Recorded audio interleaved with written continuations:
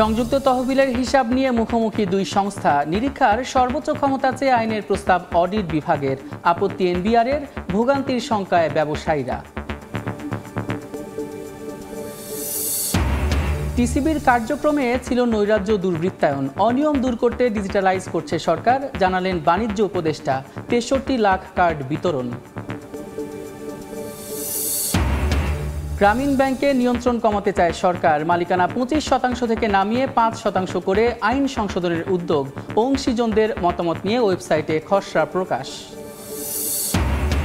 চট্টগ্রাম বন্দরে থাকা এমপিদের আনা শুল্কমুক্ত ৪২টি গাড়ি নিলাম করবে না এনবিআর। আমদানিকারক প্রতিষ্ঠানকে দিয়ে ছাড়ের সিদ্ধান্ত, ৪০০ কোটি টাকা বাড়তি রাজস্ব আয়ের আশা। এবং বাণিজ্য মেলায় বৈদ্যুতিক চুলায় ক্রেতার আগ্রহ, থাকছে ছাড় ও নানা অফার। গ্যাস সংকটের বিকল্প হিসেবে বেছে নিচ্ছেন নগরবাসী। দর্শনার্থীদের আকর্ষণ টিভি ও ফ্রিজেও।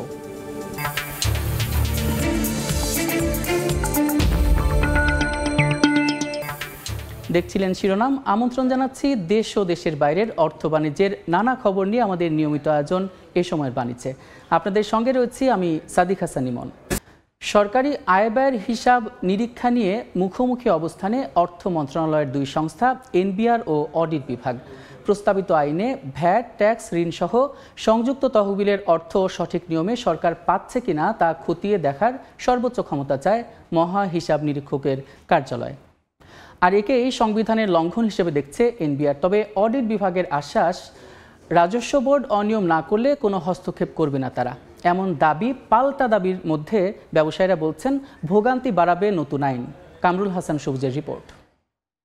পাবলিক অডিট বিল ২০২৪-এর যে খসড়া, সেই খসড়াটির সাথে কনস্টিটিউশনের কিছু কন্ট্রাডিক্টরি বিষয় আছে। যেই কোনো আইন হওয়ার প্রিরিকুইজিটটা হচ্ছে সংবিধানের ভায়োলেশন যেন না হয়। অবশ্যই সংবিধানের যে কাঠামোর মধ্যে থেকে আমাদেরকে করতে হয়েছে। পাবলিক অডিট বিল ২০২৪ প্রস্তাবিত এই আইনের উপর মতামত চেয়ে গেল ১৫ ডিসেম্বর তা ওয়েবসাইটে প্রকাশ করে অর্থ মন্ত্রণালয়। এরপর ব্যবসায়ী মহলে প্রশ্ন উঠেছে, সরকারি আয় ব্যয়ের হিসাব নিরীক্ষায় নতুন আইন কেন দরকার? সরাসরি অডিট করার জন্য যেহেতু আমার সংবিধানে এত ডিটেলস বলা নাই, অনেকেই এটাকে ওয়েলকাম করে, আবার কেউ কেউ আছেন প্রশ্ন তুলেন। নন কোঅপারেশন হয়। সংবিধানের ৮৪ অনুচ্ছেদে বলা হয়েছে, সরকারের রাজস্ব, ঋণ ও ঋণ পরিশোধ থেকে পাওয়া অর্থ একটি তহবিলে জমা হবে, যাকে বলা হবে সংযুক্ত তহবিল। এর বাইরে সরকারি কোষাগারে জমা হওয়া অর্থকে সরকারি হিসাব বলা হবে। সংবিধানের ১২৮ অনুচ্ছেদে এই সরকারি হিসাব নিরীক্ষার ক্ষমতা মহা হিসাব নিরীক্ষককে দেয়া হলেও সংযুক্ত তহবিল নিরীক্ষার দায়িত্ব দেয়া হয়নি, যার সবচেয়ে বড় অংশ দেখভাল করে জাতীয় রাজস্ব বোর্ড, এনবিআর।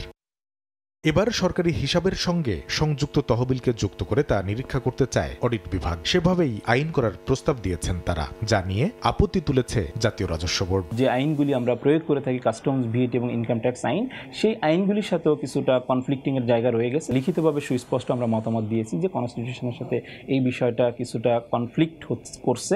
তবে অডিট বিভাগের দাবি স্পষ্ট, সংবিধান মেনেই করা হচ্ছে নতুন আইন। সংবিধানে সবকিছু বলা থাকে না। সংবিধানের যে অনুচ্ছেদ আছে ১২৭ থেকে ১৩২, ওইটারই একটু এলাবোরেট আকারে আমাদের এই কাজের টোটাল কার্যক্রমটা অন্তর্ভুক্ত করার জন্য এটা করা। এর আগে সংবিধানের ১২৮-এর ৩ অনুচ্ছেদ আমলে নিয়ে ১৯৭৪ সালে মহা হিসাব নিরীক্ষকের ক্ষমতা বাড়ানো হলেও তাকে দেয়া হয়নি সংযুক্ত তহবিলে হাত দেওয়ার অধিকার। সংবিধান সংশোধন না করে এবার তা করা যাবে কিনা সেই প্রশ্ন তুলেছেন আইনজীবীরা। এই আইনটার ভিতরে একটা ইনগ্রেডিয়েন্ট পাওয়া যায় যে সেখানে 84, 86 এর সাথে সে কোঅর্ডিনেট করে না। পরে আইন টিকবে না, তখন সংবিধানটাকে সংশোধনের জন্য একটা প্রশ্ন রাইজ করতে পারে, যাতে করে 84, 86 এর সাথে যেন সামঞ্জস্য মেনটেন করে আইনটা যেন হয়। তার জন্য আমার মনে হয় এটাতে আরো ওয়ার্ক করা উচিত। আইনি এমন যুক্তিতর্কের মধ্যে সংযুক্ত তহবিলের বড় যোগানদাতা ব্যবসায়ীরা বলছেন, স্বচ্ছতা নিশ্চিতের নামে প্রস্তাবিত আইন পাশ হলে ভোগান্তি পারবে তাদের। যদিও এই শঙ্কা উড়িয়ে দিচ্ছে অডিট বিভাগ। অডিটের উপরে অডিট করতেছেন, তারা যে দুর্নীতি করবে না তার প্রমাণ কি? তাহলে আপনি তার উপরে আরেকটা অডিট বসাবেন? তার থেকে বরং আধুনিক সময় যেটা দাবি সেটা ডিজিটালাইজ করে ফেলা। কারোর কোনো কাজে হস্তক্ষেপ করার জন্য কিন্তু অডিট না, বরং তার কাজে সহায়তা করার জন্য। সংযুক্ত তহবিল নিরীক্ষার জন্য দেশে আলাদাভাবে অডিট আইনের দরকার নেই বলেও মনে করে জাতীয় রাজস্ব বোর্ড, এনবিআর। প্রয়োজন আছে বলে কিন্তু আমরা এই মুহূর্তে মনে করছি না। কামরুল হাসান সবুজ, সময় সংবাদ, ঢাকা। গ্রামীণ ব্যাংকে নিজের নিয়ন্ত্রণ কমিয়ে আনার উদ্যোগ নিয়েছে সরকার। তাই বর্তমান মালিকানা ২৫% থেকে কমিয়ে ৫% করার উদ্যোগ নেওয়া হয়েছে। এ লক্ষ্যে গ্রামীণ ব্যাংক আইন ২০১৩ সংশোধন করে একটি খসড়া প্রণয়ন করেছে অর্থ মন্ত্রণালয়। অংশীজনের মতামত নেওয়ার জন্য খসড়াটি আর্থিক প্রতিষ্ঠান বিভাগের ওয়েবসাইটে প্রকাশ করা হয়েছে। খসড়া সংশোধনীতে গ্রামীণ ব্যাংকের পরিশোধিত মূলধন হবে ৩০০ কোটি টাকা, আর সরকারের বা সরকার পরিচালিত কিংবা নিয়ন্ত্রিত প্রতিষ্ঠানের মোট শেয়ারের পরিমাণ হবে ৫%। অবশিষ্ট ৯৫% শেয়ারের মালিক হবে ব্যাংকের ঋণগ্রহীতা তথা সাধারণ শেয়ার হোল্ডাররা। ব্যাংকের ঋণগ্রহীতারা ক্রমান্বয়ে পরিশোধিত মূলধন বাড়াবেন।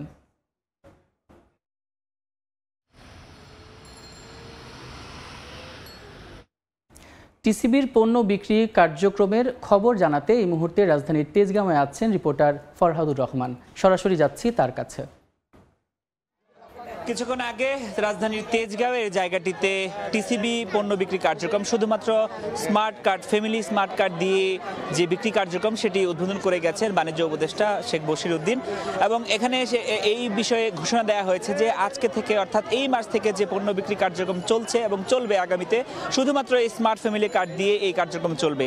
এছাড়া সারা দেশে তারা যেটি বলছেন যে অন্তত ৬৩ লাখ ফ্যামিলি কার্ডধারী যারা আছে তাদেরকে স্মার্ট কার্ড বিতরণ করা হয়েছে এবং এখন থেকে সেইটার বাইরে আর কোনো ধরনের ব্যক্তি চাইলেও সেটি নিতে পারবে না। এবং এটিও ঘোষণা দেওয়া হয়েছে যে আগামী কিছুদিনের মধ্যে এই স্মার্ট কার্ড বিতরণ কার্যক্রম আরও বিস্তৃত করা হবে। তবে টিসিবি কার্যক্রম নিয়ে নানা ধরনের অনিয়ম নৈরাজ্যের কথা তিনি স্বীকার করেছেন, বলেছেন এর আগে যারা দায়িত্ব পালন করেছেন বা এর আগে এই টিসিবি বিক্রয় কার্যক্রমে নানা ধরনের অনিয়ম ছিল সেটি তারা স্বীকার করেছেন এবং সেটি স্বীকার করে সেটিকে কিভাবে আসলে সেই দুর্নীতি দূর করা যায় সেই জন্য তারা আশ্রয় নিয়েছেন ডিজিটাইজ করার মাধ্যমে। এবং শুধুমাত্র এই ডিজিটালাইজেশনের মাধ্যমে তারা এখন পণ্য বিক্রি কার্যক্রম পরিচালনা করবেন। আজকে যেটি দেখা গেছে যে তারা চাল ছাড়া ডাল, তেল এবং চিনি তারা বিতরণ করছেন এবং আমরা যেটি দেখছি যে এখানকার আশেপাশের যারা স্মার্ট ফ্যামিলি কার্ডধারী তারা আসছেন এবং তাদের যে কার্ড অ্যাক্টিভেশন করার বিষয়টি রয়েছে সেটি তারা করছেন। তবে কেউ কেউ কিছুটা বিড়ম্বনার শিকার হচ্ছেন বলে তারা আমাদেরকে অভিযোগ করছেন। বাণিজ্য উপদেষ্টা আরও কিছু কথা বলেছেন। সম্প্রতি সারা দেশে যে চালের বাজারে যে সংকট দেখা দিয়েছে এবং দামের ব্যাপারে যে অভিযোগ ক্রেতারা করছেন সেটির ব্যাপারেও তিনি স্বীকার করেছেন যে সাময়িক মজুতদারির কারণে এটি এখন দেখা দিচ্ছে। তবে তারা এই কার্যক্রমের জন্য তারা মনিটরিং পরিচালনা করছেন এবং সামনের দিনে যাতে এই ব্যাপারে যাতে কোনো ধরনের অসঙ্গতি আর দেখা না যায় সেটি বৃহত্তর অর্থে তারা কাজ করছেন এবং সেটি অব্যাহত থাকবে। পাশাপাশি তারা আলুর কথাও বলেছেন, যেটি এই বছর আলুর দামের নানা ধরনের ওঠানামা হয়েছে এবং তারা বলছেন সরকারিভাবে আগামী বছরের জন্য আলু মজুত করা হবে যাতে আগামী বছরে কোনো ধরনের এই আলুর দামের ওঠানামা না করে। তো টিসিবি বিক্রি কার্যক্রমের রাজধানী তেজগাঁও থেকে এই ছিল আমার কাছে সবশেষ খবর। সরাসরি যুক্ত ছিলাম রাজধানীর তেজগাঁওয়ে।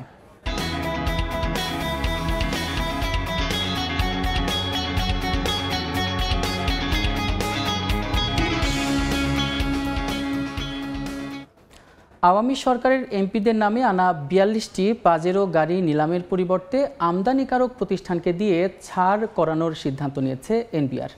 অন্তত ৪০০ কোটি বাড়তি রাজস্ব লাভের আশায় এনবিআরের এই সিদ্ধান্ত।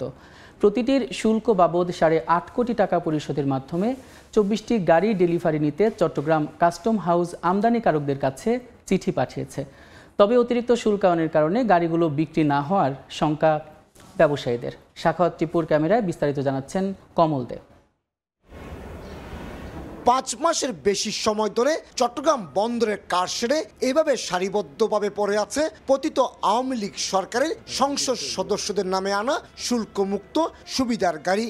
ছাত্র জনতার গণ আন্দোলনে গাড়ি আমদানিকারক দ্বাদশ সংসদের সংসদ সদস্যরা পালিয়ে যাওয়ায় গাড়িগুলো ছাড় করা নিয়ে জটিলতার সৃষ্টি হয়। চট্টগ্রাম কাস্টম হাউজের পাঠানো একাধিক চিঠির প্রেক্ষিতে শেষ পর্যন্ত আমদানিকারকদের আবেদনের বিপরীতে ছাড় করার সিদ্ধান্ত জানিয়েছে জাতীয় রাজস্ব বোর্ড। আমদানিকারকগণ যদি তার অনুকূলে ছাড়করণ করে, যথাযথ শুল্ক পরিশোধ করে, তাহলে তার অনুকূলে ছাড়করণ করা হবে, নাহলে আমরা নিলাম প্রক্রিয়া চলে যাব। গত বছরের 14 সেপ্টেম্বর এই গাড়িগুলো নিয়ে আসা হয়েছিল বন্দরের কারশেডে। আইন অনুযায়ী 30 দিন অর্থাৎ 14 অক্টোবরের মধ্যে আমদানিকারক এসব গাড়ি ছাড় না করায় নিলামের জন্য 24টি land cruiser by paper Chittagong custom হাউজের কাছে হস্তান্তর করেছে চট্টগ্রাম বন্দর কর্তৃপক্ষ। যে প্রক্রিয়াই হোক না কেন, এটা অকশন আউট হোক কিংবা প্রকৃত আমদানিকারক ডিউটি দিয়ে ডেলিভারি নিক। আমরা চাই আমাদের জায়গাটা খালি হোক। এমপিভুক্ত গাড়ি যেখানে ডিক্লারেশন আছে, তো এমপিরাই তো নাই, এই গাড়ি আবার আমদানিকারককে। তবে নিলাম না করে আমদানিকারকদের কাছে গাড়ি হস্তান্তরের প্রক্রিয়া নতুন করে আইনি জটিলতার সৃষ্টি হতে পারে বলে শঙ্কা বিডারদের। যদি বর্তমান কমিশনার মহোদয় ওই সিদ্ধান্ত নেয়, হয়তো জাতীয় রাজস্ব বোর্ডের স্বার্থে যদি করে থাকে, আমাদের বলার কিছু নাই। যেহেতু এমপিরা নাই, এটা স্বাভাবিক কারণে নিলামে বিক্রি করায় মনে হয় গভর্নমেন্টের রুলস অনুযায়ী নিলামে বিক্রি করতে হবে। জাপান থেকে আমদানি করা প্রতিটি গাড়ির আমদানি মূল্য 1 থেকে 1.5 কোটি টাকা। তার সঙ্গে 8.5% হিসেবে আমদানি শুল্ক যুক্ত হলে গাড়ির বাজার মূল্য দাঁড়াবে 12 থেকে 15 কোটি টাকা। এত চড়া দামে এই গাড়ি বাজারে বিক্রি হবে না বলে দাবি গাড়ি ব্যবসায়ীদের। 10 কোটি টাকা মূল্য হিসাবে এই গাড়ি কেউ বের করবে বলে আমার মনে হয় না। আমদানিকারককে একবার চিঠির মাধ্যমে ছাড়াবে কিনা জিজ্ঞাসা করে, এটা দেরি না করে পরবর্তী পদক্ষেপ আসলে অকশনের মাধ্যমে দিয়ে দেওয়াই আমি বেটার মনে করি। তারান্না হালিম কিংবা জান্নাতারা হ্যান্ডির গাড়ি সহ মোট 42টি গাড়ি চট্টগ্রাম সহ বিভিন্ন বন্দরে আটকা পড়ল। ক্রিকেটার সাকিব আল হাসান এবং ব্যারিস্টার সুমন সহ 7 জন তৎকালীন সংসদ সদস্য জুলাই মাসে গাড়ি ছাড় করে নিয়েছে। এর আগেও নিলামে দীর্ঘসূত্রিতার কারণে নষ্ট হয়েছে শত শত গাড়ি। আর এর ফলে একদিকে যেমন সরকার রাজস্ব হারাচ্ছে, ঠিক তেমনি গাড়ি আমদানি বাবদ লাখ লাখ মার্কিন ডলার বিদেশে চলে যাচ্ছে। এবার যেহেতু এমপি সুবিধায় আনা 24টি গাড়ি আমদানিকারকদের ছাড় করার সুবিধা দেওয়া হয়েছে, তাই হয়তোবা গাড়িগুলো নষ্ট হওয়া থেকে বাঁচবে। আর এতে সাশ্রয় হবে অন্তত 200 কোটি টাকা। চট্টগ্রাম বন্দরের কারশেড থেকে কমল দে, সময় সংবাদ। প্রায় 2 মাস পর চালু হলো পটুয়াখালীর পায়রা তাপবিদ্যুৎ কেন্দ্রের 2য় ইউনিটের বিদ্যুৎ উৎপাদন। রক্ষণাবেক্ষণের কাজ শেষে সোমবার রাত 9:30টার দিকে বিদ্যুৎ উৎপাদন শুরু করে কর্তৃপক্ষ। বিষয়টি নিশ্চিত করেছেন পায়রা 1320 মেগাওয়াট তাপবিদ্যুৎ কেন্দ্রের সহকারী ব্যবস্থাপক শাহ মনিজিকো। এর আগে গত বছরের 9 নভেম্বরে রক্ষণাবেক্ষণের জন্য 2য় ইউনিটের বিদ্যুৎ উৎপাদন কার্যক্রম বন্ধ করে দেওয়া হয়।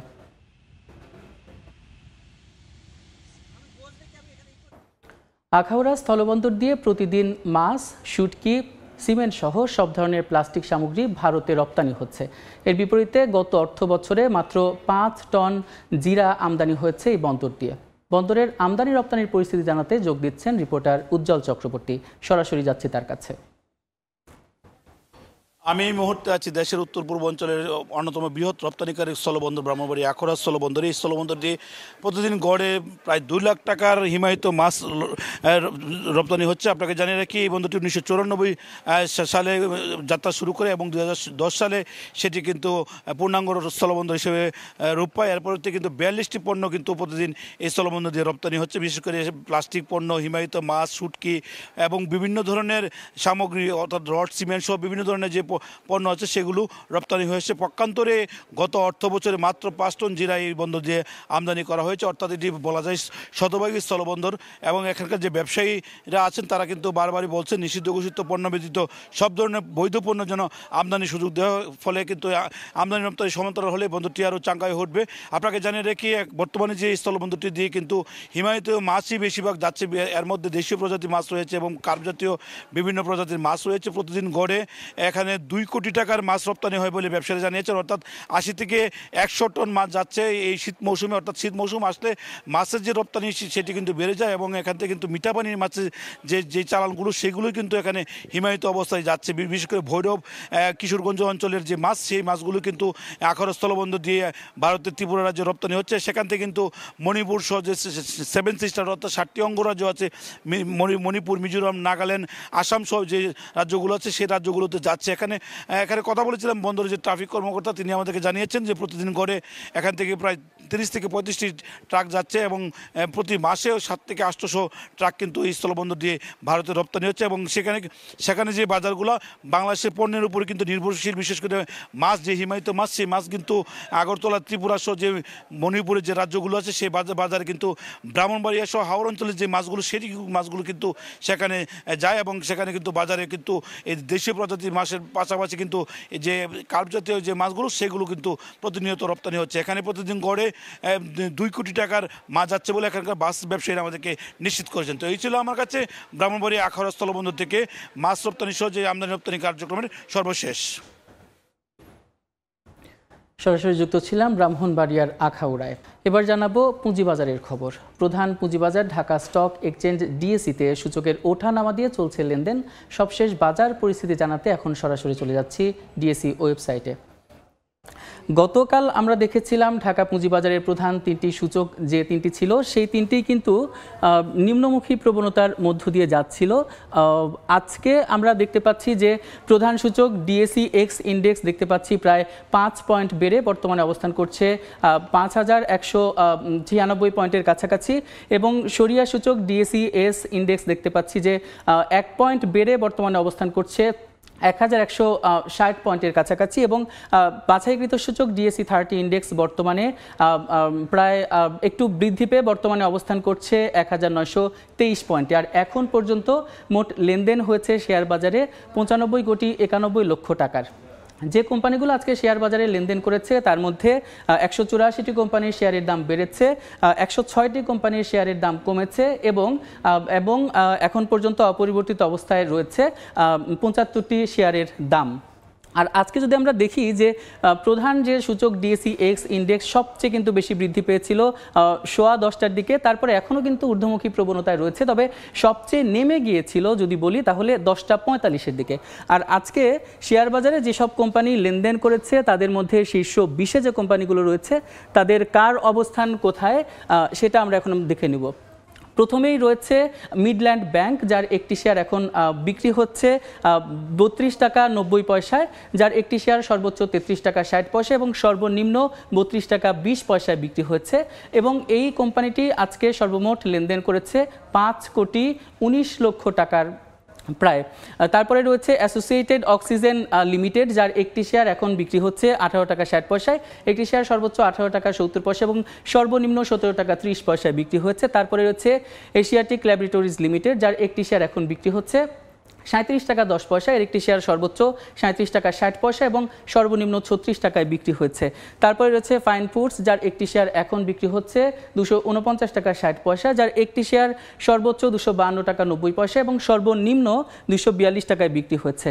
তারপরেই রয়েছে রিলায়েন্স ফার্স্ট মিউচুয়াল, যেটা ইন্স্যুরেন্স, যার একটি শেয়ার এখন বিক্রি হচ্ছে 23 টাকা এবং সর্বোচ্চ 23 টাকা 10 পয়সায় এবং সর্বনিম্ন বিক্রি হয়েছে 22 টাকায়।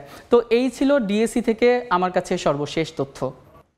দেশে উৎপাদন খাত দ্রুত সম্প্রসারণ হচ্ছে, কৃষি ও সেবা খাতেরও সম্প্রসারণ হচ্ছে, তবে তা ধীর গতিতে। শনিবার রাজধানীর গুলশানে metropolitan chambers of commerce and industries MCCI এ তথ্য জানিয়েছে। এ সময় জানানো হয় ডিসেম্বর মাসের purchasing managers index PMI November মাসের তুলনায় 0.5 পয়েন্ট কমে বর্তমানে অবস্থান করছে 61.7 পয়েন্টে। MPI 50 পয়েন্টের উপরে থাকা মানে ব্যবসা বাণিজ্য বাড়ছে। নির্মাণ খাত সম্প্রসারণে ফিরলেও এখনও ভুগছে অস্থিরতায়। আলোচকরা বলছেন অর্থনৈতিক উন্নয়নের পথে অন্যতম চ্যালেঞ্জ হয়ে দাঁড়াতে পারে দেশের রাজনৈতিক অস্থিতিশীলতা। টানা 5 বছর ধান সংগ্রহে ব্যর্থ হচ্ছে নাটোরের বাগাতিপাড়া সরকারি খাদ্য গুদাম কর্তৃপক্ষ। কৃষকরা বলছেন কর্মকর্তাদের দুর্নীতি ও দালাল চক্রের কারণে তারা সরকারি গুদাম থেকে মুখ ফিরিয়ে নিয়েছেন। তবে বর্তমান কর্মকর্তারা বলছেন হয়রানি না করে কৃষকদের কাছ থেকে ধান কেনার চেষ্টা করছেন তারা। আল মামুনের পাঠানো তথ্য ও রকনুজ্জামানের ছবিতে রিপোর্ট। নাটোরের বাগাতিপাড়ায় কৃষকরা ইরি মৌসুমে ধান রোপণে ব্যস্ত সময় পার করছেন। এর আগে সদ্য শেষ হওয়া আমন মৌসুমে এই উপজেলায় 22,109 মেট্রিক টন ধান উৎপাদন হলেও খাদ্য গুদামে ধান সরবরাহ করেননি কৃষক। শুধু এই আমন মৌসুমে না, 2019 সাল থেকে এই উপজেলার কৃষকরা সরকারি খাদ্য গুদামে ধান সরবরাহ করেননি। তাদের অভিযোগ অনলাইন রেজিস্ট্রেশনে ভোগান্তি, কর্মকর্তাদের হয়রানি ও দালালের দৌরাত্ম্য সহ নগদ টাকা না পাওয়ায় টানা 5 বছর ধরে সরকারি খাদ্য গুদামে তারা ধান বিক্রি করেননি। বাজারে 2 টাকা কম হলেও আমার বাড়ির থেকে গাড়ি লোড দিয়ে ব্যাপারে ধান নেওয়া যায়, তাই আমার সুবিধা আছে। 10 টাকা কম হলে বোরানে ধান দিতে গেলে বহু ঝামেলা করে, দালাল টাকালা। শুকনো ধান দিয়ে গেলে ওরা ভিজা বানায়, তখন আমরা ধান বাধ্য হয়ে ব্যাকলি আসি বাজারে। এ বিষয়ে খাদ্য গুদাম কর্মকর্তা জলি খাতুন ক্যামেরার সামনে কথা বলতে রাজি হননি। তবে জেলা খাদ্য নিয়ন্ত্রক বললেন, বর্তমানে খাদ্য গুদামটিতে হয়রানি মুক্ত ধান সংগ্রহের উদ্যোগ নেওয়া হয়েছে। আমরা অতীতের কথা বলতে পারবো না, বর্তমান নিয়ে আমাদের ভাবতে হবে। কৃষকদের ধান দেওয়ার ক্ষেত্রে আমরা বিভিন্ন বাগাতিপাড়া উপজেলায় আমরা সর্ব জায়গায় আমরা মাইকিং পোস্টারিং করেছি। বাগাতিপাড়া খাদ্য গুদামে মাত্র 461 টন আমন মৌসুমের ধান সংগ্রহের লক্ষ্যমাত্রা নির্ধারণ করা হয়েছে। আগামী 28 ফেব্রুয়ারি পর্যন্ত ধান সংগ্রহের শেষ সময়। সময় সংবাদ, নাটোর। প্রস্তাবিত অডিট বিল 2024-এর সংযুক্ত তহবিল নিয়ে সংবাদের শুরুতে আমরা একটি প্রতিবেদন দেখেছি। এ নিয়ে আলোচনার জন্য আমাদের সঙ্গে ভার্চুয়ালি যুক্ত হচ্ছেন সুপ্রিম কোর্টের আইনজীবী ব্যারিস্টার মোহাম্মদ বেলায়েত হোসেন। জনাব বেলায়েত হোসেন, এ সময়ের বাণিজ্যে আপনাকে স্বাগত। স্যার, যেটা আমরা জানতে চাচ্ছি যে প্রস্তাবিত অডিট বিল 2024 এটি নিয়ে এনবিআর বলছে সংবিধানের সঙ্গে সাংঘর্ষিক, বিশেষ করে যদি বলি যে সংবিধানের 84, 86 এবং 128 নম্বর অনুচ্ছেদের সঙ্গে। এ ব্যাপারে আপনার পর্যবেক্ষণ কি? ধন্যবাদ আপনাকে। আমরা মনে করছি না এটা পাবলিক অডিট বিল 2024 কনস্টিটিউশন বা সংবিধানের সাথে সাংঘর্ষিক।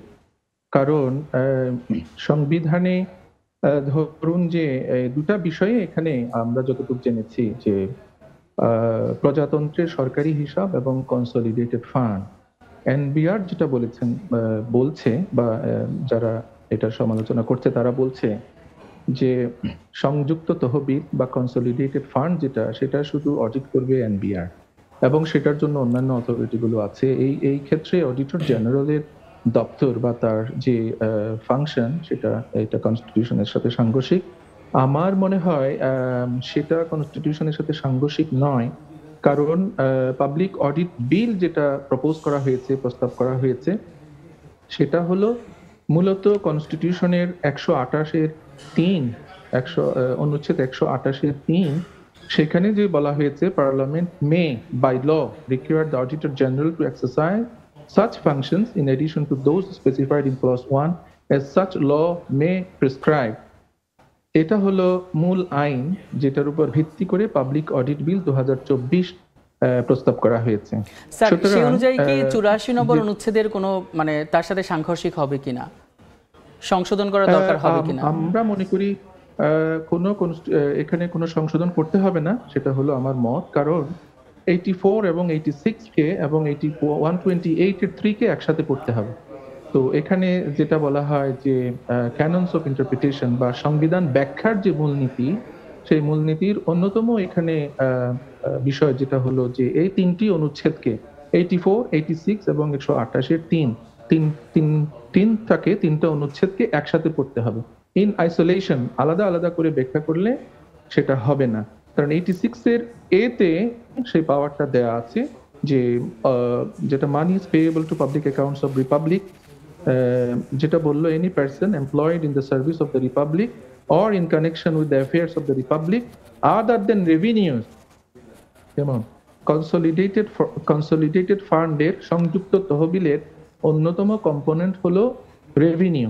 তো এখানে 86-এর এতে বলা হচ্ছে রেভিনিউ ছাড়াও অন্যান্য বিষয়গুলো shall form part of the consolidated fund। সুতরাং এখানে কনস্টিটিউশনের এই দুটো প্রভিশনে অ্যামেন্ডমেন্ট বা সংশোধনের কোনো দরকার হবে না। এই পাবলিক অডিট বিল 2024 128-3 দ্বারা গাইডেড হবে। 128-3-এ স্যার 1974 সালে যে সংবিধান ছিল, তো সেখানেও তো যে আইন ছিল 1974 সালে, সেখানেও তো এই অ্যাক্সেসটা দেওয়া হয়নি। তো এখন এই বিষয়ে আপনার মন্তব্য কি? না, যেহেতু কনস্টিটিউশন হলো সুপ্রিম ল, এটা সর্বোচ্চ আইন, আর এই কনস্টিটিউশনের 128-এর অনুচ্ছেদে অডিটর জেনারেলকে যে ক্ষমতা দেওয়া হয়েছে 1974-এর যে অ্যাক্ট আর কি, যে controller and auditor general additional functions act 1974, সেটা প্রণীত হয়েছে। তো সেটা এক্সস্টিভ আইন না, এক্সস্টিভ আইন না। এবং কনস্টিটিউশনে যেহেতু ম্যান্ডেট আছে, কনস্টিটিউশনে যেহেতু পারমিশন আছে to frame any other law, parliament করতে পারে অথবা president may by order make such provision, যদি পার্লামেন্ট এক্সিস্টেন্সে না থাকে, সেশন না স্যার থাকে। যদি মানে এই যে অনুচ্ছেদের সংশোধন বা পরিবর্তন ছাড়া এই বিল কি কোনোভাবে পাশ করা সম্ভব? সম্ভব, জি এটা সম্ভব, কারণ 84-এ কনসলিডেটেড ফান্ড আর 86-এ এনি আদার ফান্ড, যেটা হলো যে যেগুলো অ্যাকাউন্টস অফ দ্য রিপাবলিক, রাষ্ট্রের হিসাবের খাতায় আসবে, সেই ক্ষেত্রে সেটাও কনসলিডেটেড ফান্ডের হিসাবে, সংযুক্ত তহবিলের হিসাবে সংজ্ঞায়িত করা হয়েছে। এবং 128-এ 3 উপ অনুচ্ছেদে সেখানে স্পেসিফিক্যালি ক্লিয়ার প্রভিশন দেওয়া আছে পার্লামেন্টকে বা আপনার যে আইন প্রণেতাকে বা প্রেসিডেন্টকে, যখন পার্লামেন্টারি সেশন থাকে না, সেই ক্ষেত্রে ওখানে আমি যদি পড়ি যে 128-এর 3 একবার পড়েছি, in addition to those specified in clause 1 as such law may prescribe, অন্য যে কোনো আইনের দ্বারা যে সমস্ত ক্ষমতা অডিটর জেনারেলকে দেওয়া হবে, সেই ক্ষমতা অডিটর জেনারেল এক্সারসাইজ করতে পারবেন। স্যার যদি সবকিছু সংবিধানে দেওয়াই থাকে, তাহলে এই পরিবর্তন বা পরিমার্জনের দরকারটা কি? আসলে এই আইনটা নতুনভাবে কেন পরিবর্তনের দরকার বলে আপনার মনে হয়? এটা যেহেতু 1974-এর আইনে স্পেসিফিক্যালি বলা হয়নি, এখানে ফার্দার ক্লারিফিকেশনের দরকার আছে। এবং 1974-এর আইনটা অ্যামেন্ডমেন্ট করলেও হতো, তো আবার অ্যালাইড ল এক বা একাধিক হতে পারে, সাপ্লিমেন্টারি ল, আবার in addition to the earlier law, আমাদের অলরেডি এক্সিস্টিং যে আইন কানুন আছে সেগুলো যদি এক্সস্টিভ না হয়, সেগুলো সংশোধন করা যেতে পারে, অথবা ফার্দার একটা আবার স্পেশাল ল, বিশেষ আইন আবার করা যেতে পারে স্পেসিফিক পারপাসে। স্যার যদি বলি যে বর্তমানে তো সংসদ নেই, এই অবস্থায় অর্ডিন্যান্স আকারে যদি আইন পাশ করলে পরবর্তীতে আসলে কোনো আলোচনা বা সমালোচনার মুখে পড়তে পারে কিনা, আপনার মন্তব্য কি এ ব্যাপারে? সেই ক্ষেত্রে যেহেতু এখন একটা স্পেশাল সার্কামস্ট্যান্সে 5 অগাস্টের পর একটা বিশেষ সরকার বা অন্তর্বর্তীকালীন সরকার আছে, এই সময়ে আইন করতে হবে, যেহেতু টাইম, স্পেস এবং নেসেসিটি, এগুলোর জন্য আইন করতে হয়। আইনের প্রণয়ন একটা চলমান প্রক্রিয়া। তো এই সময়ে তো পার্লামেন্ট যেহেতু নাই, প্রেসিডেন্ট আছে, প্রেসিডেন্টের অর্ডিন্যান্সের মাধ্যমেও যে কোনো আইন প্রণয়ন করা যেতে পারে। তো সেই ক্ষেত্রে যারা প্রণয়নকারী বা যারা নীতি নির্ধারক, তাদের উচিত হবে এগুলো ব্যাপক আকারে পাবলিক ওপিনিয়ন নেয়া, কনসেনসাস বিল্ড করা, এবং স্টেক হোল্ডার যারা ব্যবসায়ী, পলিসি মেকার্স, তারপরে কনজিউমার্স, পলিটিশিয়ান, পলিটিক্যাল পার্টিজ, দেশি বিদেশি যারা ইনভেস্টর্স, এবং যারা বিশেষ করে গুড গভর্নেন্স এন্ড ট্রান্সপারেন্সি চায় আমাদের ইনভেস্টমেন্টে, কনসলিডেটেড সংযুক্ত তহবিলে, রাষ্ট্রীয় আয় এবং রাষ্ট্রীয় ব্যয়, এ সমস্ত ক্ষেত্রে বড় বড় প্রজেক্ট হচ্ছে, সর্বক্ষেত্রে বিদেশি ঋণ আসে, দেশি ঋণগুলো আছে, সেগুলোর ক্ষেত্রে গুড গভর্নেন্স এবং রিকভারি মেকানিজমের ক্ষেত্রে যে ধরনের আইন দরকার, সেই ধরনের আইন অর্ডিন্যান্সের মাধ্যমেও প্রণয়ন করা যেতে পারে। ধন্যবাদ স্যার আমাদের সঙ্গে যুক্ত হওয়ার জন্য। Thank you. আমাদের সঙ্গে যুক্ত ছিলেন ব্যারিস্টার মোহাম্মদ বিলায়েত হোসেন।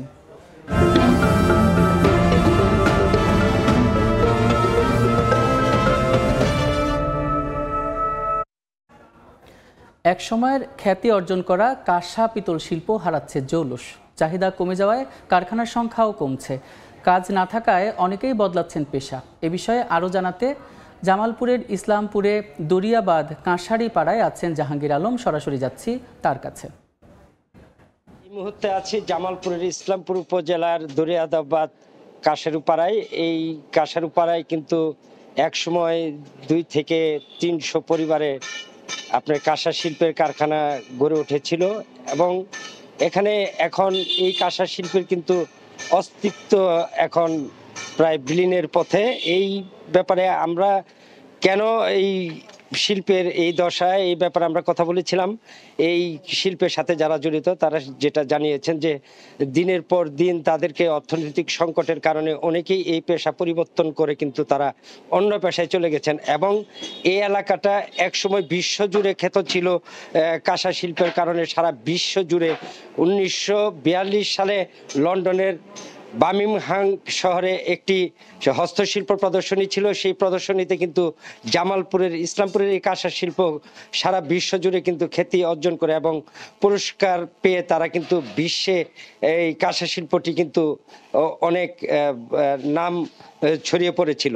কিন্তু এখন অর্থনৈতিক কারণে কিন্তু তাদের এই পেশা পরিবর্তন করতে হয়েছে। এবং আপনাকে বলে রাখি যে এখন এই এলাকাতে কিন্তু 7 থেকে 8টি পরিবার এই ব্যবসার সাথে জড়িত এবং কারখানা তো তাদের নেই। কোনো রকম এই ব্যবসাটাকে তারা টিকিয়ে রেখেছেন। বংশপরায়ণ এই ব্যবসা থেকে অনেকেই কোথাও যেতে পারছে না এই কারণেই।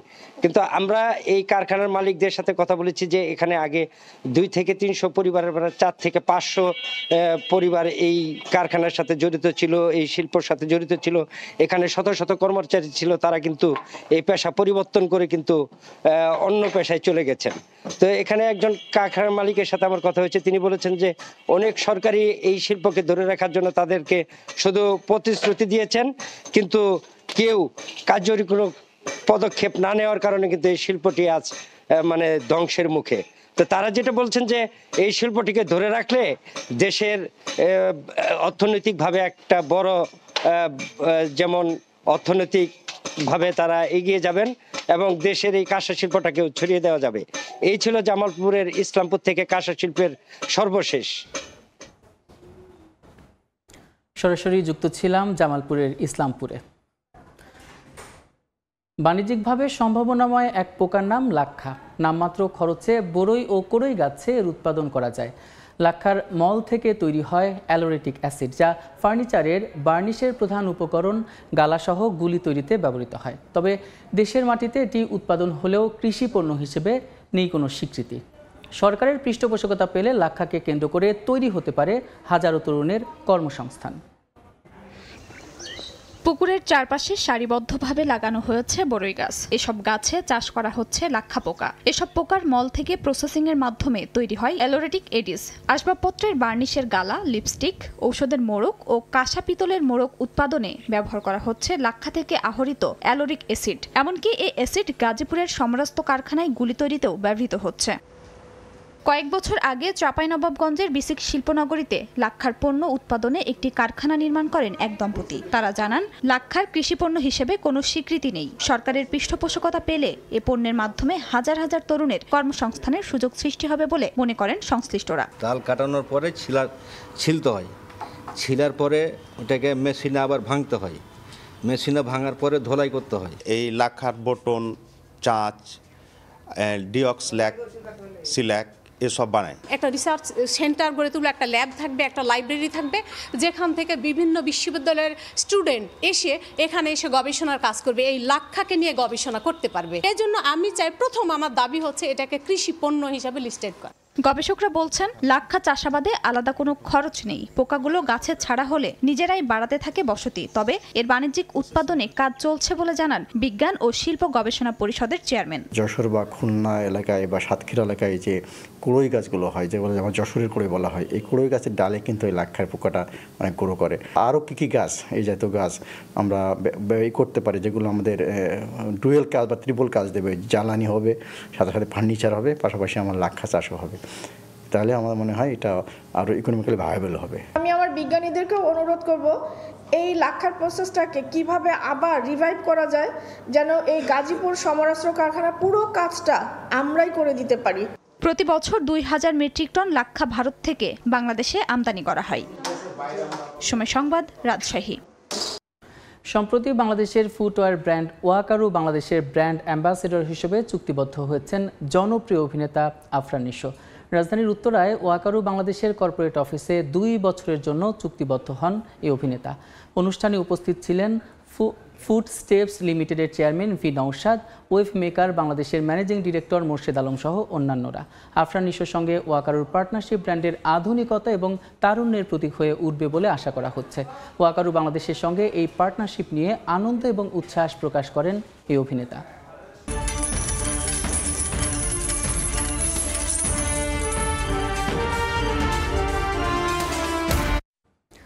চাহিদার বিপরীতে সরবরাহ কমায় দুগ্ধ জাতীয় পণ্যের দাম কমেছে। আন্তর্জাতিক নিলামে নিউজিল্যান্ডের ফার্ম মালিকদের সমবায় প্রতিষ্ঠান ফন্টেরার ননিযুক্ত গুঁড়া দুধসহ দুগ্ধজাতীয় পণ্যের দাম কমেছে 1.4%।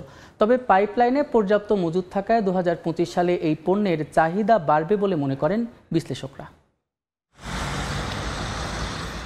সম্প্রতি প্রকাশিত জাতিসংঘের খাদ্য ও কৃষি বিভাগ FAOর মাসিক মূল্যসূচক প্রতিবেদনে বলা হয়, টানা 7 মাস বাড়ার পর ডিসেম্বরে বিশ্ববাজারে দুগ্ধজাতীয় পণ্যের দাম 0.7% কমেছে।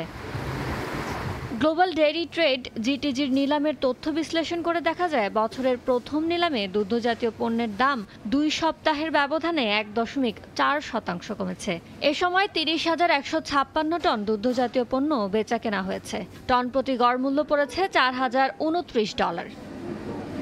নিলামে নিউজিল্যান্ডের ফার্ম মালিকদের সমবায় প্রতিষ্ঠান ফন্টেরার ননিযুক্ত গুঁড়ো দুধের দাম কমেছে 2.1%। টন প্রতি গড় মূল্য পৌঁছেছে $3,804। ননি ছাড়া গুঁড়ো দুধের দামও 2.2% কমেছে। প্রতি টনের গড় মূল্য পড়েছে $2,682।